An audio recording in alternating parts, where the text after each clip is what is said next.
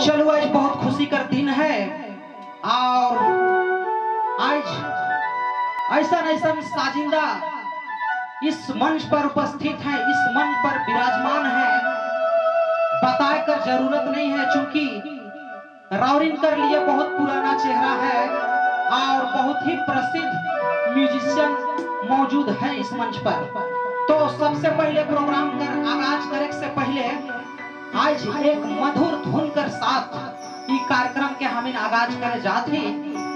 तो जितने भी संगीत प्रेमी है, जितने भी नागपुरी संगीत प्रेमी ही, सब संगीत प्रेमी मन के यासिन मस्ताना बटले बहुत बहुत झारखंडी जोहार, नमस्कार, आदाब, सत श्री अकाल। और चलो जल्दी जल्दी हम परिचय करा दो थी। आज ऑर्गन में झारखंड का सुप्रसिद्ध ऑर्गन वादक बिकी बाबू इस मंच पर विराजमान है, जे कि आज रावरिन के काफी एंजॉय करावे। उकर बाद बिकी बाबू का जज सामने जाना पहचाना चेहरा। झारखंड में कोई ऐसा मंच नहीं है जहां की अबुल भाई, इनकर नाम है के अबुल जी। झारखंड में कोई ऐसा मंच नहीं है शायद जहां की अबुल दा उपस्थित नहीं हुई हो और रावरिन नहीं देखो। बहुत ही प्रसिद्ध चेहरा है। आज अपन पैड कर ताल से रावरिन के रिझावे, रावरिन के थिरकावे और फिर रावरिन देखो हिने हमारे झारखंड का सुप्रसिद्ध नाल वादक प्रकाश दा, ये भी बहुत ही प्रसिद्ध चेहरा है और बहुत ही मजेदार इंसान भी हैं। हर मंच में रावरिन देखत रही अबुल प्रकाश कर जोड़ी बहुत हिट रहे। जेखन हम संगीत लाइन में शुरू भी नहीं कर रहे, संगीत लाइन हम इनकर शुरुआत नहीं हो रहे, उस टाइम से हम अबुल प्रकाश कर जोड़ी के म्यूजिक में देखे लागल है। और आज हमें बहुत खुशकिस्मत है कि आज अबुल प्रकाश कर जोड़ी कर साथ आज हमें कार्यक्रम करेला। हमें कर लिए बहुत खुशी कर बात है, बहुत गर्व लागेला। तो चलो ज्यादा समय रावरिन कर नहीं लो और अपन शब्द के अंत करते हुए रावरिन के झारखंड कर प्रसिद्ध म्यूजिशियन एक मधुर धुन कर साथ ई कार्यक्रम के आगाज करबे। गीत कर बोल हके शुरू शुरू खुश रहले, बाद में तोय होले दूर।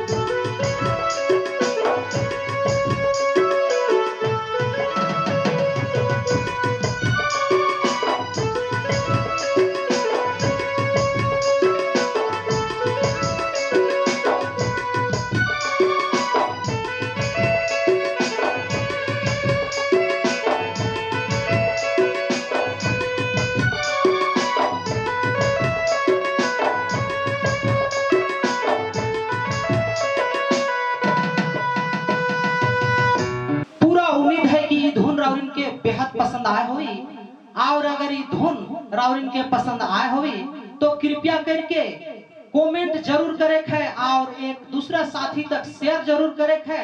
और भैया इसी तरह से राउरिन के धुन सुने का मन करेला या फिर अच्छा अच्छा नागपुरी गीत संगीत देखे का मन करेला तो MV चैनल के राउरिन सब्सक्राइब जरूर करब, ताकि हर एक दिन जे भी वीडियो अपलोड होवेला राउरिन तक सबसे पहले नोटिफिकेशन पहुंची और राउरिन हर एक प्रकार का नागपुरी गीत संगीत कर मजा ले सकीला।